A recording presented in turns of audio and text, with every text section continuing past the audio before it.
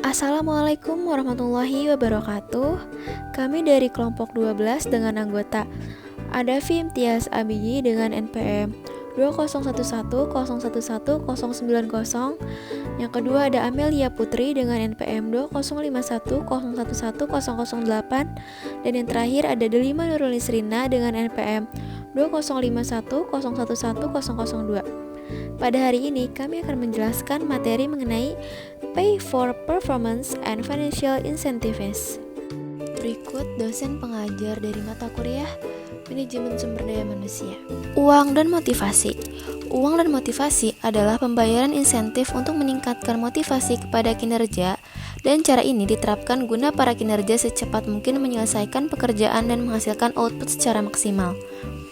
Pada tahun 1800-an, Frederick Taylor mempopulerkan penggunaan insentif finansial, imbalan uang untuk pekerja yang dapat berproduksi melebihi standar yang ditetapkan. Kriteria uang dan motivasi. Yang pertama, kinerja dan pembayaran. Pembayaran insentif untuk kinerja yang bekerja dengan baik atau berprestasi, akan tetapi tidak semua situasi kerja karena tidak semua kinerja memiliki motivasi terhadap pemberian insentif. Yang kedua, perbedaan perorangan. Ini ditujukan pada seorang manajer. Jadi, seorang manajer untuk menerapkan insentif mempunyai kebijakan yang berbeda tergantung kepribadian, kemampuan, nilai-nilai, dan kebutuhan seorang manajer tersebut. Lalu selanjutnya yang ketiga ada kebutuhan psikologis dan intrinsik dan motivasi eksternal. Untuk kebutuhan psikologis, kebutuhan yang didasari oleh kondisi dan situasi apa yang dialami dan apa yang dibutuhkan oleh para kinerja. Selanjutnya, perangkat dan penghargaan. Para kinerja yang tidak akan berusaha untuk mencapai penghargaan yang bagi mereka tidak menarik atau mereka tidak ingin terlibat dalam tugas-tugas tingkat keberhasilannya rendah. Dan yang terakhir ada jenis rencana insentif.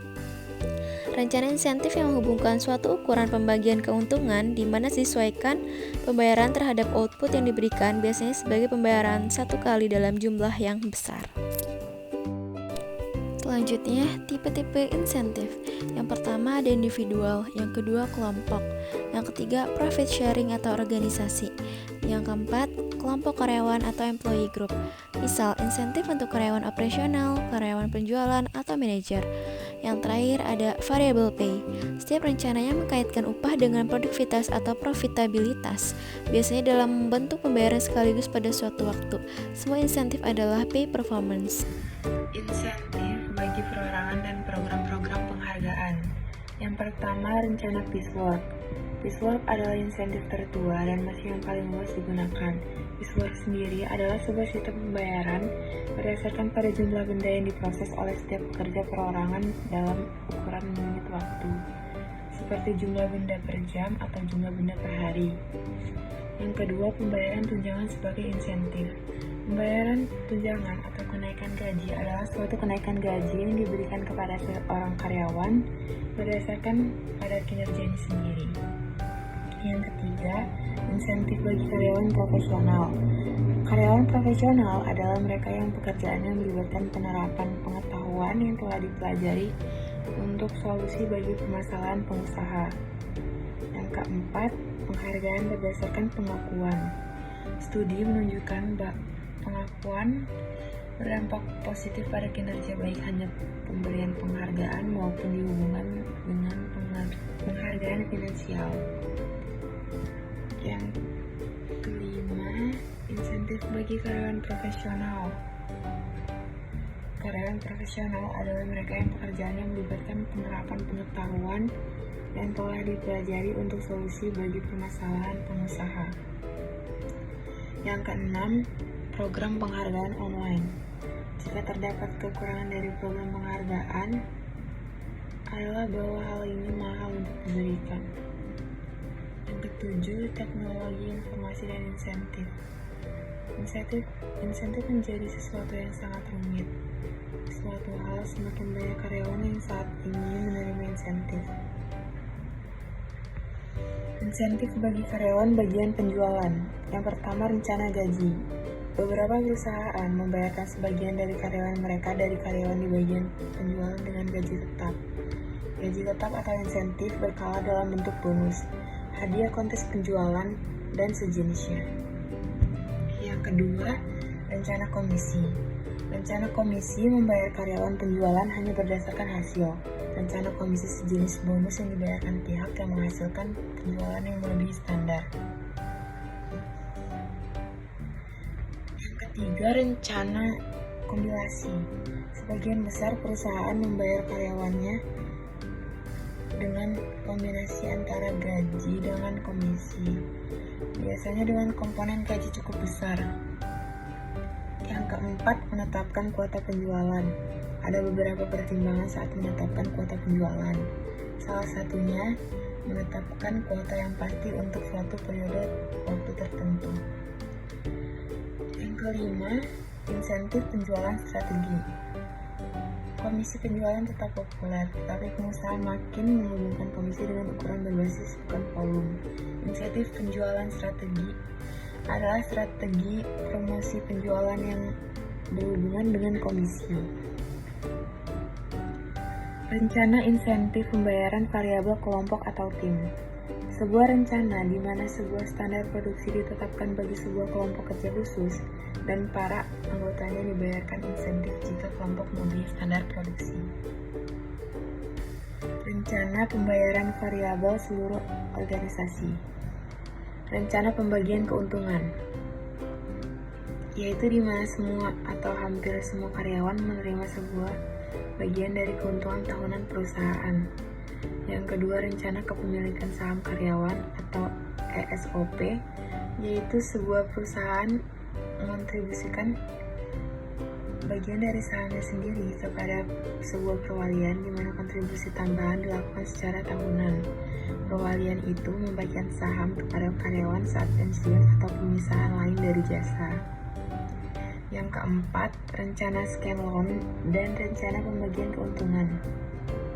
Rencana scan-loan yaitu sebuah rencana insentif yang dikembangkan pada tahun 1937 oleh Joseph Scanlon dan ditujukan untuk mendorong kerjasama, keterlibatan, dan pembagian tunjangan.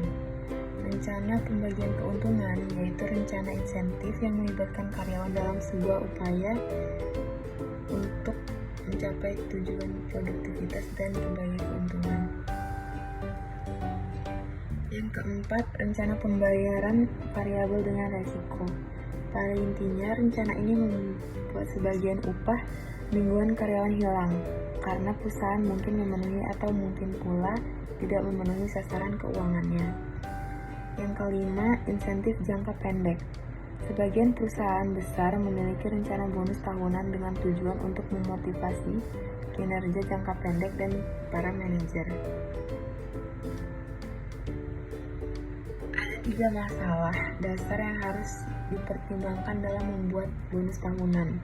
Antara lain, yang pertama, memenuhi syarat. Sebagian besar perusahaan memiliki sifat memenuhi syarat yang luas, meliputi manajer level puncak dan manajer level bawah.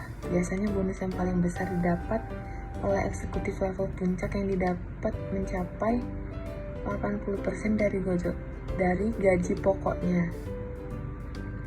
Yang kedua, besarnya dana perusahaan juga harus memutuskan total besarnya dana yang tersedia dalam perusahaannya. Yang ketiga, penghargaan perorangan. Biasanya sebuah bonus target ditetapkan bagi setiap posisi yang memenuhi syarat, dan penghargaan biasanya mencerminkan pekerjaan seseorang. Insentif untuk manajer dan eksekutif. Yang pertama, insentif jangka pendek yaitu bonus tahunan. Yang kedua, insentif jangka panjang terdiri dari stock options, other plans, dan performance plans. Insentif jangka panjang yaitu tunai versus stock options. Insentif jangka panjang untuk eksekutif ekspatriat. Insentif jangka panjang menghubungkan strategi dengan kompensasi eksekutif. Kemudian, insentif untuk sales people yaitu gaji, komisi, dan kombinasi. Kemudian, insentif untuk profesional dan karyawan terdiri dari merit pay sebagai insentif dan insentif untuk karyawan profesional. Insentif jangka panjang. Pertama, opsi saham. Opsi saham hak untuk membeli sejumlah saham perusahaan pada harga saat ini dan dengan asumsi bahwa saham di saat yang akan datang akan meningkat. Yang kedua, rencana opsi saham berbeda. karyawan berbeda cenderung untuk memiliki rencana opsi saham berbeda. Rencana bagi karyawan kunci biasanya memberi nilai tinggi yang berarti dari saham yang dapat diterima karyawan. Yang ketiga, rencana lain. Terdapat beberapa rencana insentif jangka panjang lainnya yang berhubungan dengan saham. Hak apresiasi saham mengizinkan penerimanya yang melaksanakan opsi saham atau dengan membeli saham atau mengambil sesuatu operasi dalam rangka harga saham dalam bentuk tunai, saham, atau suatu kombinasi dari keduanya. Dan yang keempat, ada rencana kinerja. Insentif eksekutif tradisional seperti opsi saham sering tidak membuat suatu resiko nyata bagi eksekutif, sehingga minat eksekutif dan pemegang saham bisa menyimpan. Mengapa rencana insentif tidak berhasil? Pertama, pembayaran pekerja tidak dapat menggantikan manajemen yang baik. Pembayaran kinerja seharusnya memberi motivasi kepada pekerja. Tidak hanya kurangnya motivasi, pemilihan dan pelatihan karyawan dan tenaga kerja yang bermusuhan adalah faktor yang merintangi pekerja. Kedua, Anda mendapatkan apa yang Anda bayar. Orang sering memberikan upaya mereka di mana mereka tahu bahwa mereka akan diberikan penghargaan. Ketiga, pembayaran bukanlah sebuah motivator. Uang hanya akan memberi kepatuhan sesaat, dan saat insentif dihilangkan, motivasinya akan hilang. Keempat, penghargaan menghukum. Hubungan dan penghargaan sebagai dua sisi mata uang. Jika Anda melakukannya, maka Anda mendapatkan penghargaan. Namun, jika Anda tidak melakukannya, maka Anda tidak akan mendapatkan penghargaan. Kelima, penghargaan memutuskan hubungan. Insentif mendorong seseorang untuk mengejar keuangan bagi diri mereka sendiri. Dengan adanya penilaian, pekerja akan membuat situasinya memburuk. Keenam, penghargaan dapat terlalu membatasi kinerja. Pendapatan karyawan bergantung pada peringkat kinerja yang dapat menyebabkan manipulasi jadwal untuk menyelesaikan tugas. Ketujuh, penghargaan dapat merendahkan sifat mau mendengarkan. Rencana insentif dapat menjadi penengah terhadap perubahan dan sifat mau mendengarkan. Kedelapan, penghargaan merendahkan motivasi intrinsik.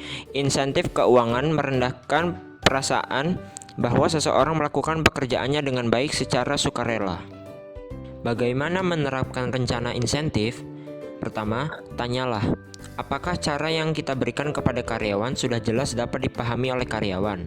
Yang kedua, menghubungkan insentif dengan strategi Anda. Apakah dalam strategi Anda sudah berkaitan dengan insentif? Ketiga, pastikan agar upaya dan penghargaan itu berhubungan secara langsung. Memberikan insentif secara langsung kepada karyawan yang memiliki kinerja yang baik dalam pekerjaannya. Keempat, buatlah rencana itu dapat dipahami oleh karyawan. Kelima, menetapkan standar yang efektif. Keenam, pandanglah standar itu sebagai sebuah kontrak dengan karyawan Anda. Ketujuh, dapatkanlah dukungan karyawan bagi rencana tersebut. Kedelapan, gunakanlah sistem pengukuran yang baik. Kesembilan, menekankan keberhasilan jangka panjang maupun jangka pendek. Dan yang kesepuluh, mengambil pendekatan yang komprehensif dan berorientasi komitmen. Sekian dari kelompok kami akhiri. Wassalamualaikum warahmatullahi wabarakatuh.